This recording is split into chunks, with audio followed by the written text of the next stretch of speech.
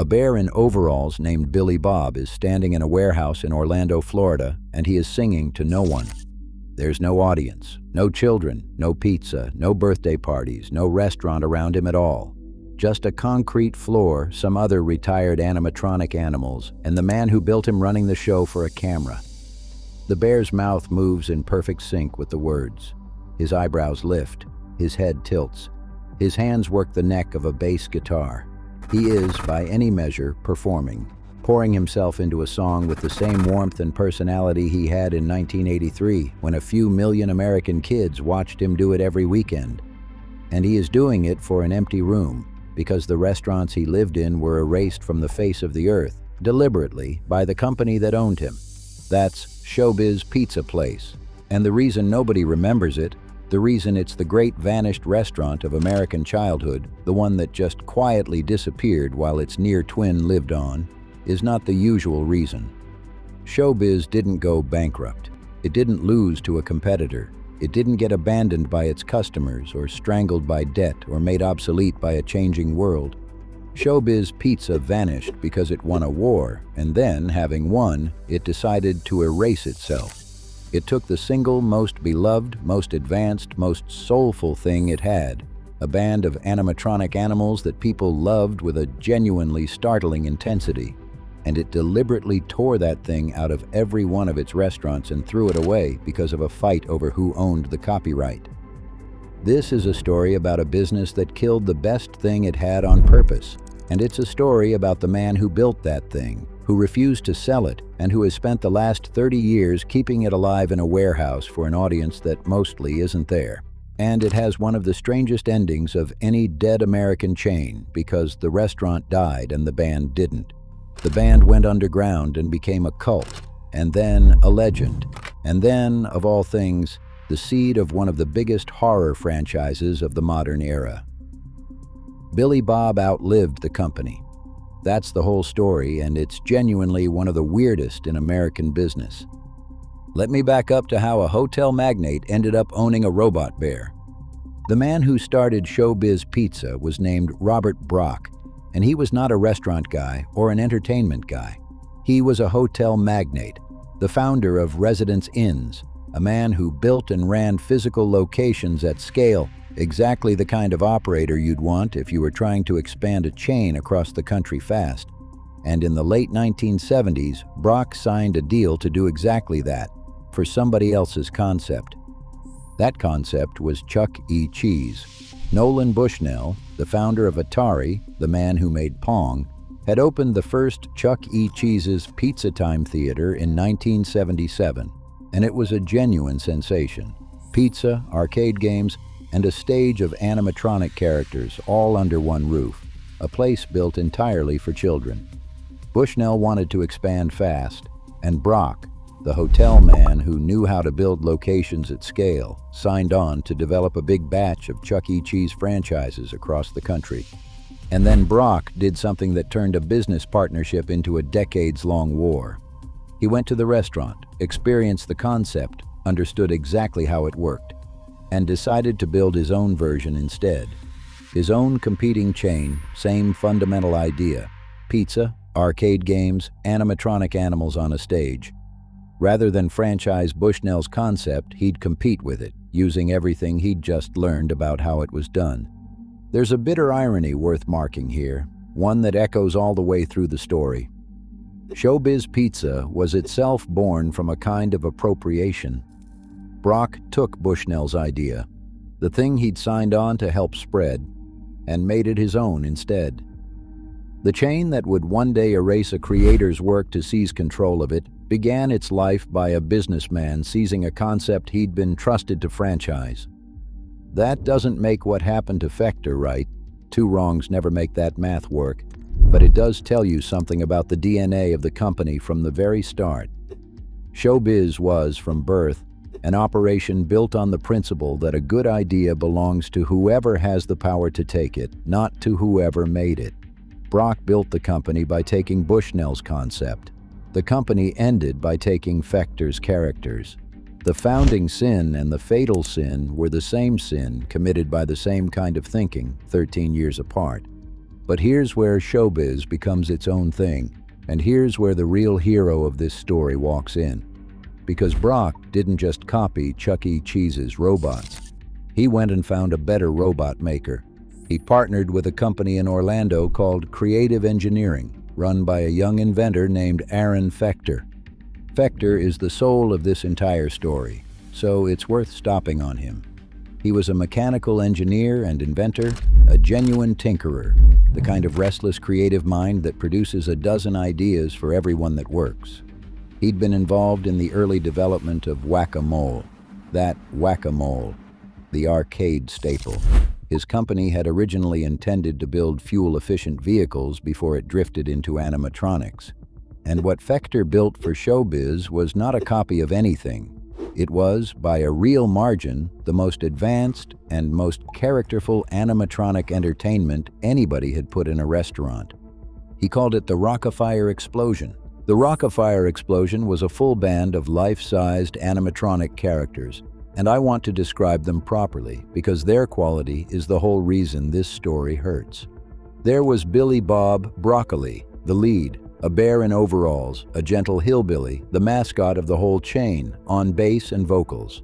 There was Mitzi Mozzarella, a cheerleader mouse, Fats Geronimo, a gorilla on the keyboards who led the band, Duke LaRue, a dog on drums, Rolf de Wolf, a wisecracking wolf, and his sidekick puppet, Earl Schmerla, Looney Bird, a bird who hung from the ceiling, Beach Bear on guitar, a whole cast, each with a distinct personality, a distinct voice, a distinct role.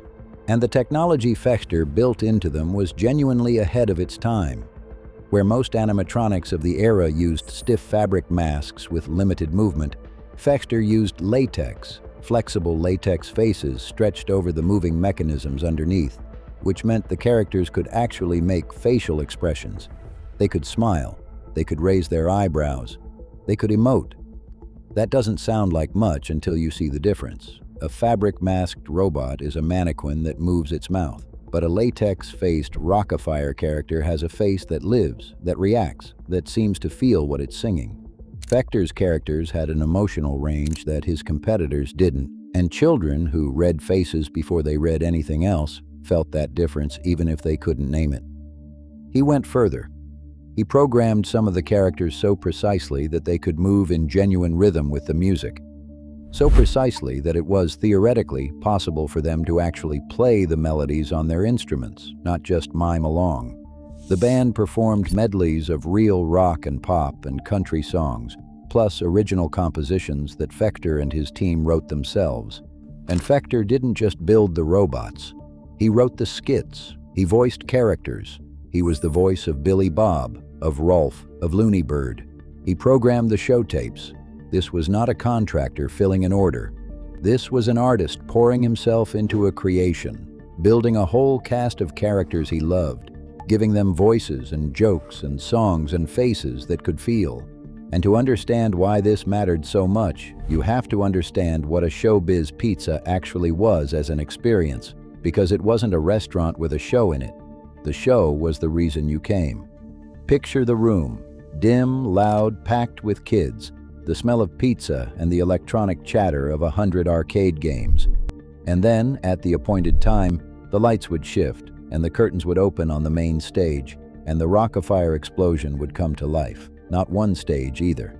The deluxe showbiz setups had 3 separate stages spread across the room.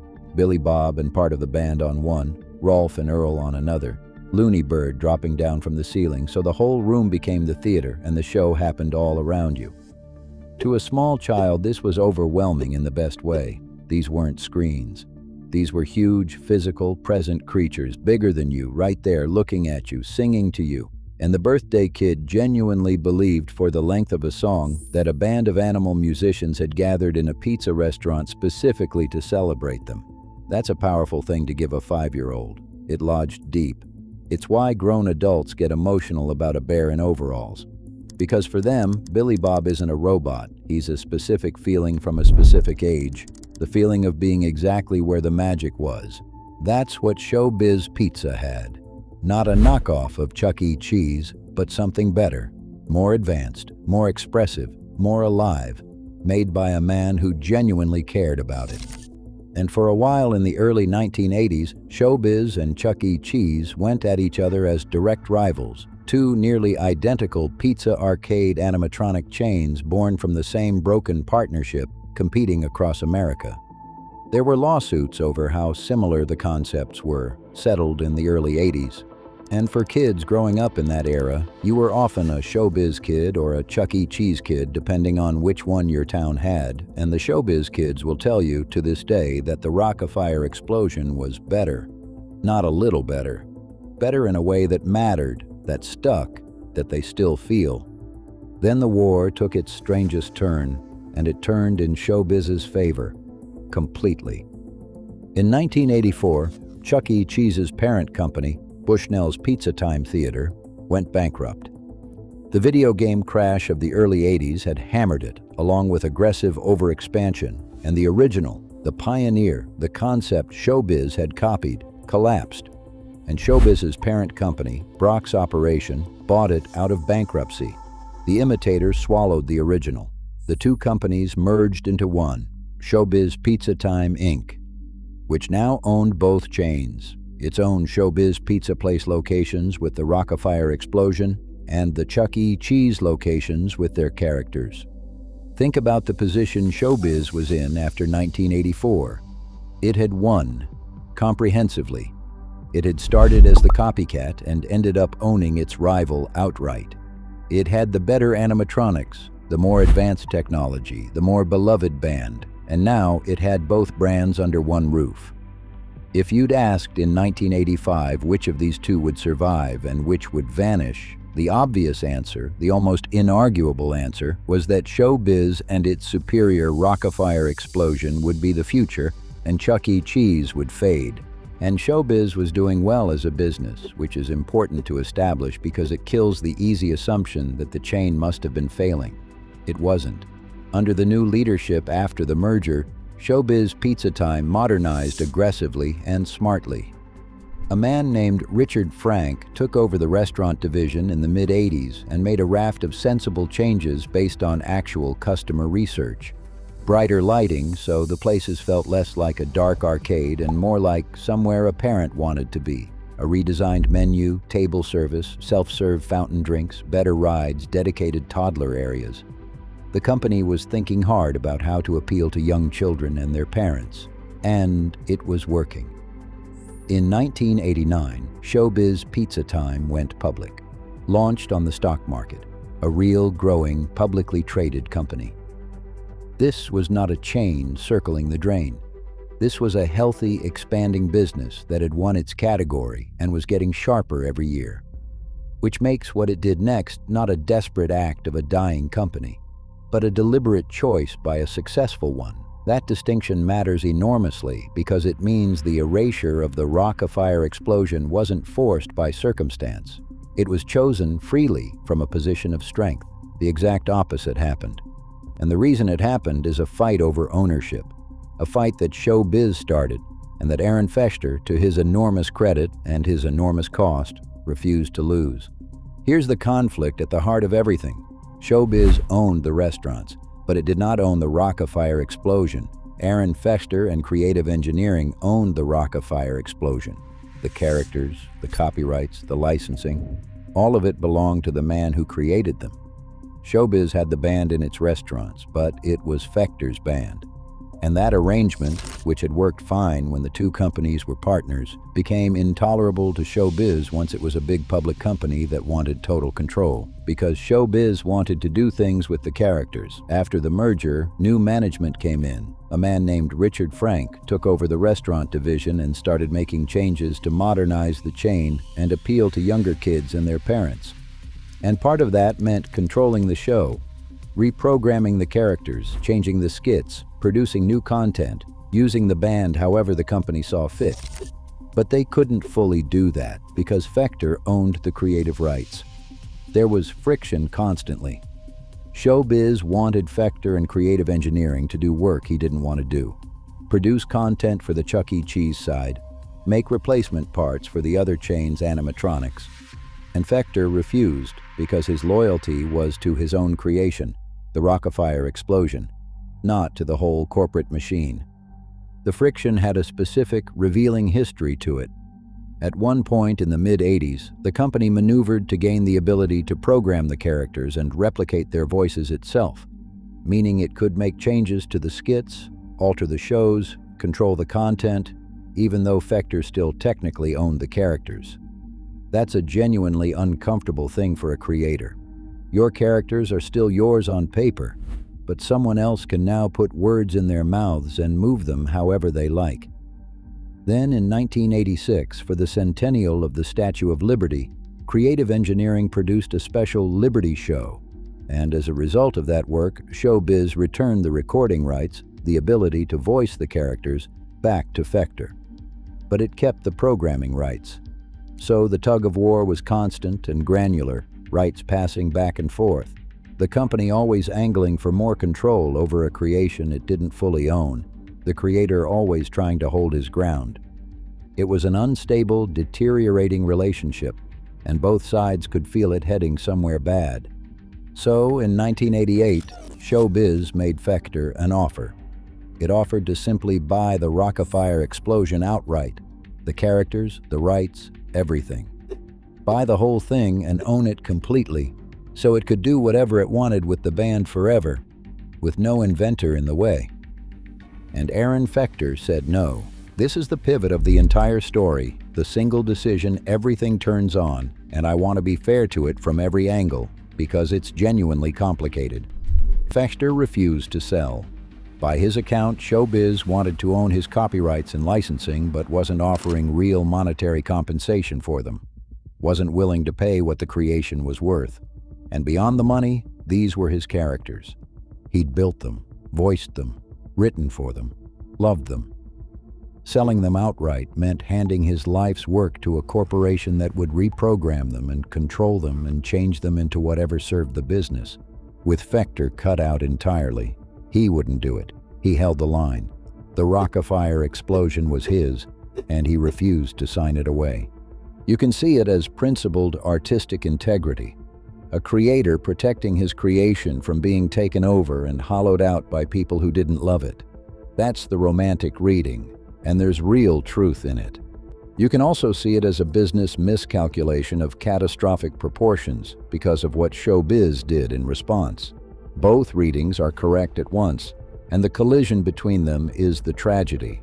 Because ShowBiz refused, did not simply accept it and move on. ShowBiz decided that if it couldn't own the Rock-afire Explosion, it would eliminate the Rock-afire Explosion. If Fector wouldn't sell his characters, the company would simply remove his characters, all of them, from every restaurant, and replace them with characters it did own. It had the Chuck E. Cheese characters, after all, from the merger, those it owned outright. So it would retrofit the Rock-afire stages, physically rebuild the animatronics, and convert Fector's beloved band into a new band made of characters ShowBiz controlled completely. They gave this process a name, and the name is chilling in its corporate blandness: Concept Unification. Concept Unification, launched in 1990, was the systematic erasure of the Rock-afire Explosion from the face of the earth. Location by location, ShowBiz went into its own restaurants and tore out the band. But it was worse and stranger than just removing them, because of how it was done to save money. The company didn't build new animatronics. It retrofitted the existing Rock-afire ones, took Fector's actual robots, the characters he'd built, and physically rebuilt them into different characters. Billy Bob the Bear was converted into Chuck E. Cheese the Mouse. The whole cast was cannibalized, their mechanisms reused, their latex faces replaced, their identities overwritten until Fector's band was gone, and in its place stood a new band called Munch's Make-Believe Band, built partly from the corpses of the Rock-afire characters, performing under the Chuck E. Cheese banner. Think about the specific horror of that method, because it's genuinely unsettling once you picture it. This wasn't replacement, swapping out one thing for another and putting the old thing in storage. It was conversion.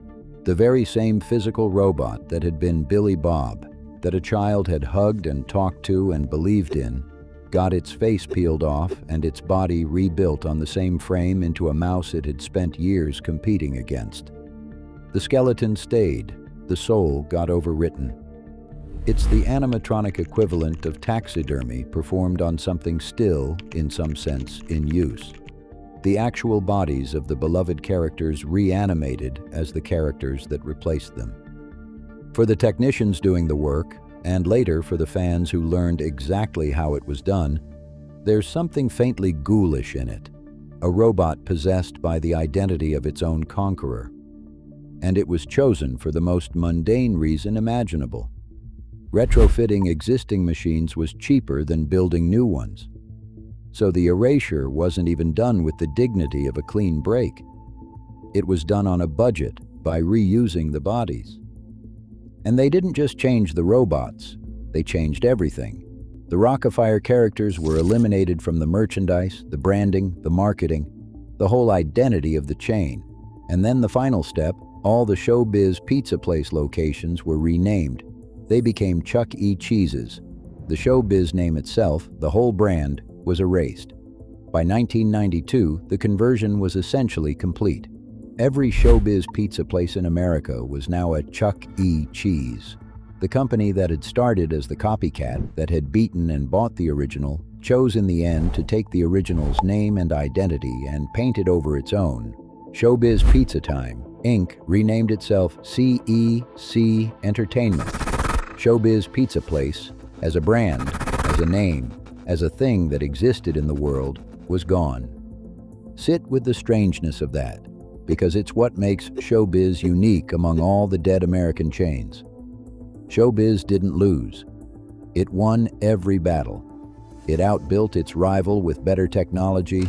It survived the video game crash that killed its rival. It bought its bankrupt rival for parts. It ended up owning everything. And then, having won completely, it looked at its own trophy, the Rock-afire Explosion, the best animatronic band in the country, the thing kids loved most.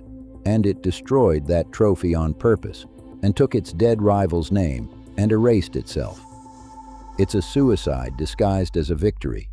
The winner walked off the field, changed into the loser's jersey, and set fire to the thing that made it great, all because of a licensing dispute it could have solved with a bigger check. When Aaron Fechter saw what was happening, saw his characters being physically converted, his life's work being cannibalized into robots he didn't own, he was, by his own account, disgusted. And in September of 1990, creative engineering severed all ties with ShowBiz Pizza Time completely. The break was total, and for the company, that break was actually convenient. With Fechter gone entirely, there was nothing left to slow down concept unification, and it accelerated. By 1992, the Rock-afire shows were all converted. The ShowBiz brand was retired in January 1993. It was over. This is the thing that never sat right with me about this story, and it's worth saying plainly. Concept unification is usually told as a business decision, streamlining two brands into one, resolving a messy licensing situation, simplifying the company, and in the cold logic of a corporation, maybe it even made sense. But look at what was actually destroyed. The Rock-afire Explosion wasn't removed because kids stopped loving it. Kids loved it fiercely, more than they loved Chuck E. Cheese, by the testimony of everyone who grew up with both. It wasn't removed because it was worse. It was better, more advanced, more expressive, the superior product by any technical measure. It was removed for one reason and one reason only, because a company couldn't own the copyright and would rather destroy a beloved thing it didn't own than keep paying the man who made it. The corporation preferred a lesser band it controlled to a greater band it didn't. That's the whole calculation. Ownership beat quality. Control beat love. And the thing that got thrown away was one of the genuinely magical creations in the history of American children's entertainment, tossed because of a fight over paperwork. And here's where the story becomes unlike any other, because the thing ShowBiz threw away refused to stay dead. Aaron Fechter never gave up the Rock-afire Explosion because it was his. That was the entire point of refusing to sell. So when ShowBiz cannibalized the robots in its restaurants, Fechter still owned the characters, the rights, the original designs, and crucially, a lot of the actual original animatronics that hadn't been converted. After the rebranding, some Rock-afire shows got sold off to other, smaller pizza and entertainment places, Circus Pizza, Pistol Pete's, others, where they performed on, in obscurity, for a while longer. But mostly, the band went home. Back to creative engineering in Orlando, back to Fechter's warehouse where he kept them. And there the story sat, quiet, for years. A defunct animatronic band from a dead restaurant chain, gathering dust in a Florida warehouse, remembered fondly by the specific generation of kids who'd grown up with it and forgotten by everyone else. Fechter kept the lights on however he could, doing consulting work, holding on to his characters, a man who'd refused to sell his creation and paid for that refusal by watching the world it lived in disappear. Then, in 2007, someone posted a video online, a privately owned, restored Rock-afire Explosion show performing, and it went viral. Because here's what people discovered when that video spread. The Rock-afire Explosion was still incredible. The technology that had been ahead of its time in 1983 was, to modernize, uncanny and wonderful. These expressive, latex-faced, genuinely characterful robots, playing music, emoting, alive in a way that hit people right in the nostalgia and also right in the strangeness. And fans discovered something even better. Because Fechter still owned everything and could still program the shows, the characters could be made to perform new songs. People started programming the Rock-afire Explosion to play modern pop and rock songs, and posting the results. And the sight of Billy Bob and Fats and Mitzi performing a current hit was mesmerizing, funny, eerie, and beautiful all at once. A whole online subculture bloomed around it. And this is where Fechter's decades-old refusal to sell finally, quietly paid off in a way nobody could have predicted in 1988. Because he had held onto the rights, he could legally do this, program his own characters, put out new performances, control his own creation. If he'd sold the Rock-afire Explosion to ShowBiz in 1988, the characters would have belonged to a corporation, and that corporation would have had every reason to bury them forever as obsolete competition to its own Chuck E. Cheese brand. There would have been no viral revival, no fan programming, no new songs, because the man who loved them wouldn't have owned them, and the company that owned them wouldn't have loved them. The refusal that cost Fechter his character's entire world in 1990 turned out to be the exact thing that let those characters have a second life in 2007. He'd lost the restaurants but kept the rights, and in the end, the rights were what mattered, because the rights were what let him keep the characters alive when the moment finally came for the world to want them again. The Rock-afire Explosion became a genuine cult phenomenon, a symbol of retro Americana, of a lost era when entertainment was tactile and handmade and just a little bit weird. There were documentaries made about it and about Fechter. The characters showed up in movies, in Just Go With It, in Keanu, in an episode of The Aquabats.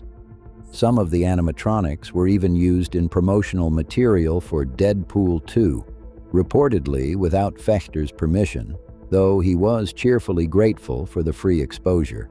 A creation that a corporation had tried to erase in 1990 was, 20 years later, more beloved and more famous in some ways than it had ever been, precisely because the man who made it had refused to let it go. And then the strangest twist of all.